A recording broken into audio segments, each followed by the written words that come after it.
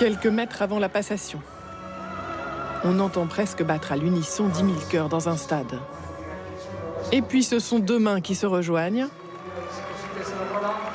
Et Tony Estanguet brandit une flamme qui devient aussitôt française. Tony Estanguet. Voilà la flamme qui partira à Paris.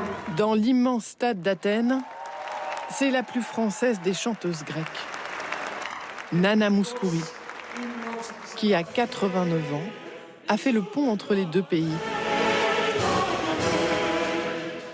Pour entonner, après cette Marseillaise, l'hymne à la liberté grecque.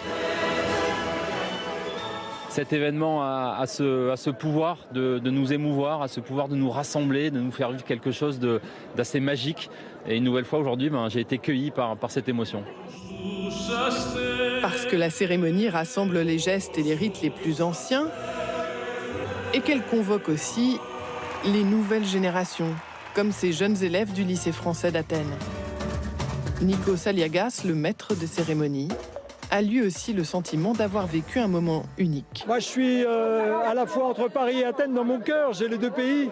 Donc j'étais hyper ému et surtout voir cette petite flamme allumée avec un rite ancestral il y a 11 jours partir direction Marseille. Je sais pas, c'était une parenthèse hors du temps ici aujourd'hui. Et le voyage de la flamme commencera dans cette lanterne. Scruté avec beaucoup d'attention par 16 jeunes visages français dans les tribunes. Ces 16 jeunes choisis pour leur mérite vont escorter la flamme sur le Bélem à travers la Méditerranée. 12 jours de mer, l'aventure d'une vie. C'est incroyable, j'aurais jamais cru pouvoir vivre ça un jour dans ma vie. Et je m'attends même pas à l'émotion que je vais ressentir, je veux juste la vivre. Embarquement demain à bord du célèbre Trois-Mâts, avant d'être accueilli à Marseille le 8 mai, par celui dont on vient de dévoiler l'identité, Florent Manodou, qui sera le premier porteur de la flamme sur le sol français.